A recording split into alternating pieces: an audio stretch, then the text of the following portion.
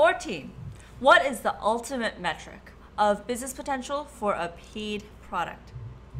Is it market size, monthly profit potential, margin, or conversion rate? So it's definitely not conversion rate because, I mean, if you're giving away something for free, you're going to have a really high conversion rate. Or you can have a really high low conversion rate, but you're selling something like a brand new car, and it's a really high price point, and you can make a lot of money off one customer. It's probably not margin either, because if you only have one customer, it doesn't matter how much profit you make on them. What do you think about the last two, market size or monthly profit potential? Well, let's look at market size. You can have a huge market size, but if they're not sticking around on your product for very long, or if they're not paying you a lot, then it's not really a good determination of business potential. So what is the ultimate metric? I'd say it's monthly profit potential. Yeah, and I think this trips up a lot of entrepreneurs because, there's a difference between what you want as an entrepreneur and what a venture capitalist wants. Venture capitalists are only thinking about big market sizes because that's the only thing they can get a return on. And so they would rather, they have to start among the things that have big market sizes and hopefully find something that has a large profit potential. But as an entrepreneur, you just care about how much money can you make from this business, okay? You're in this to make money, to build a business. You need to have profit to hire people and to sustain a business. So that's why monthly profit potential is more important than market size when it comes to a paid product, because you can actually measure your profit, and the profit potential is actually the market size times the margin, as we mentioned in the earlier question. So are you saying, as an entrepreneur, if they are seeking funding versus if they're bootstrapped, they should be measuring different metrics? Yeah, definitely. And I think unless you're already rich, I mean, don't worry about getting funded right away. Worry about building something that can sustain you and can be a platform for you. If you can build a business that has a high profit potential, you can still probably raise money. But if you don't have any, if you just focus on market size and you don't have any money, and then you can't raise money from investors too, then you're totally screwed. Whereas if you're making profit, you can make every other mistake in the book and you can still survive because you have money in the bank. Great advice. All right, number 15. Constant usage of an application is the only thing that can outweigh what? Mediocre level of customer pain, lack of signups, high customer acquisition cost, or low margin. Yeah. So I think there's this is definitely a tough one. I think right away low margin is the wrong answer. Low margin is never good. Yeah, it's not going to be good. I mean, low margin doesn't make sense as a in any business unless you're saying low margin on day one and lots of money over time. But we're just saying low margin here, so that's the wrong answer.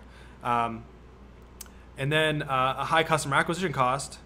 Well, that's not necessarily a bad thing. A high customer acquisition cost could be a good thing if you have a really high margin on it. So you don't need to outweigh that.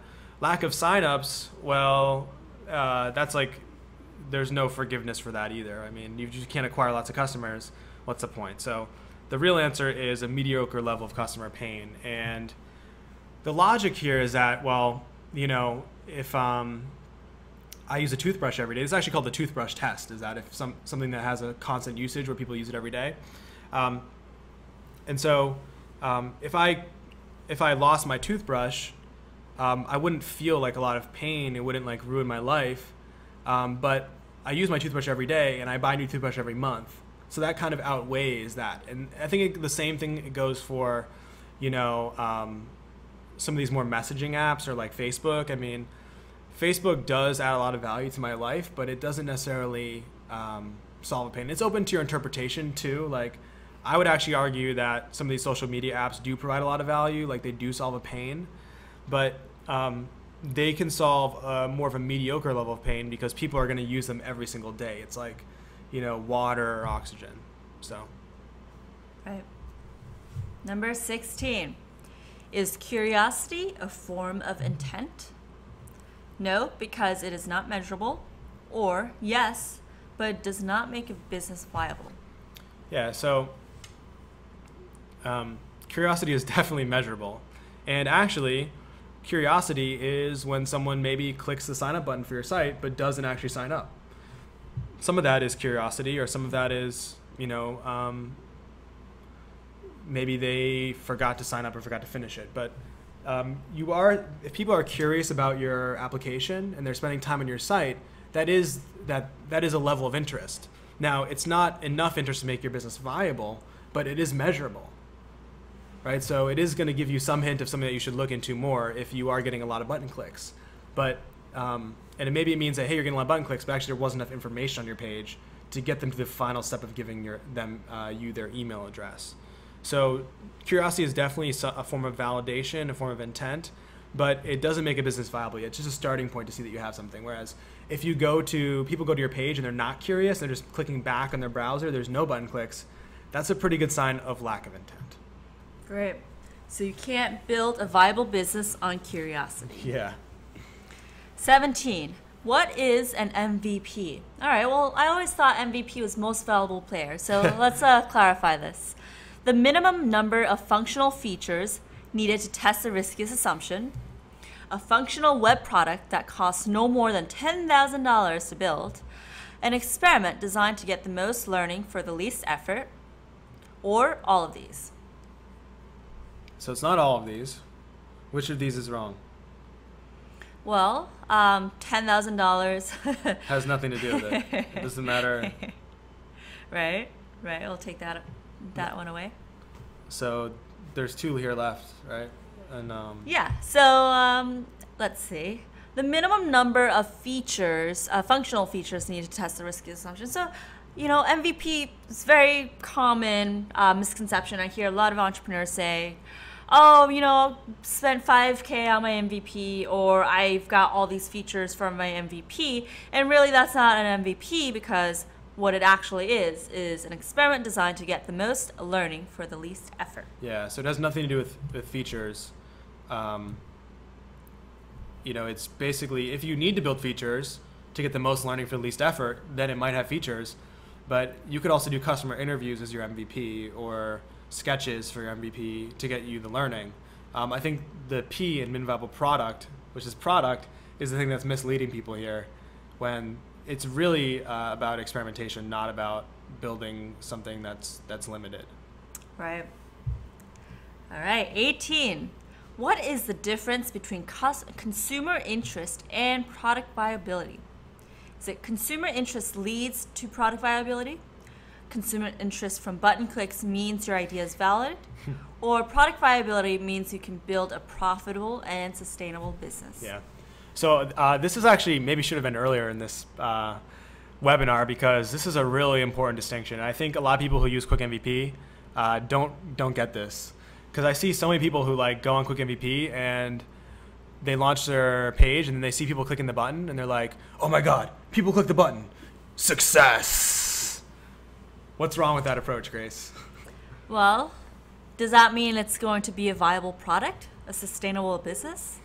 Yeah, I mean, you shouldn't care that people are interested in your idea.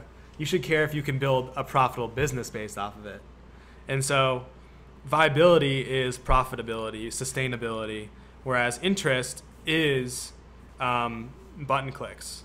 So button clicks doesn't mean your idea is valid, and interest doesn't necessarily lead to viability. It could, but it really depends on what is the price of your product, what are you spending to acquire those customers, and how many searches are there that you can convert. So it comes back to profit potential. If you have a negative profit potential but lots of button clicks, don't build that business. If you have maybe a few button clicks and a high profit potential, that's really awesome, right? Not everyone needs to be interested in your idea, just enough people for you to build a profitable business. Right. Again, you can't build a profitable business based on curiosity. All right, the second to last question. What does the ad impressions number mean? Let me read these ones. The number of times your ad is displayed to unique users, number of times all users look at your ad, the number of times your ad is displayed to all users. So it's impressions. I mean, you may not have an ad background, so you may not be familiar with this, but Grace, which one is the wrong answer, you think? Well, the number of times all users look at your ad doesn't really factor into ad impressions. Right, because how would Google know if they looked at it or not? Right, the computer can measure, I guess without a webcam, which most sites don't actually tap into your webcam, if you actually look at an ad or not. It just measures if it's on the page. Also, it's not necessarily unique users. It's really the number of times displayed. So the key point here is that Google displays ads on every page that someone searches for. So if I search for something and then I click to the second page and it's displaying the same ad, that's counting the same person twice. Right? So your impressions number that Google gives you is not necessarily individuals. They could, in theory, they could show the same person your ad 1,000 times, and then that would be 1,000 impressions.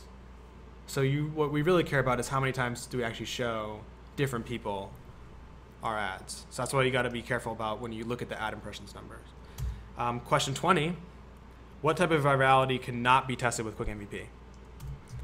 Virality from product usage, virality from press and influencers, virality from word of mouth. So a lot of people say that, oh, you can't test certain things with a landing page. That's not true. We've actually just showed you this whole presentation, all the crazy different things you can test with a landing page in AdWords. And you can actually really test virality too. There's just one type of virality you can't test, which I think is pretty obvious here. That's product usage, because you don't have a product. So if you're like a messaging app where you want to see how many times people are actually using it, and that's, you know, people will probably download the messaging app because it's not that different from what's already out there. And you just want to see if they're using it more or as much as they're using the other apps. Then you might want to even just skip the landing page to go build it, right? If you have a low certainty of being able to acquire customers. But we can still see, you know, a lot of products are viral not because of people using it. I mean, that's really true virality, is that in order to use the app, you have to share with friends. But some apps can go viral where it's so cool that it gets press, people sharing on Twitter and Facebook, which are the other two ones. So just with a landing page, you could try to get press, you could pitch, you know, TechCrunch, you could pitch different blogs just with your landing page and get them to write a story about you, even though the app is coming soon. You can also measure directly, and this is what we're going to be doing with QuickMVP, is measuring how many people share it and how many signs you're getting from the sharing. It's very hard to do, but if you're doing a free app, virality might be a key part of your success. And you can measure two of the most important forms of press there. You know, and I've actually seen people with QuickMVP trying to do some of these gimmicky ideas where they're like really hilarious. And you can measure if those are going to catch on or not, just with a landing page. So, well, thank you for clarifying all these questions. These are the 20 most common questions people get wrong on the certification quiz. So now we have it. We have the right answers to all these questions.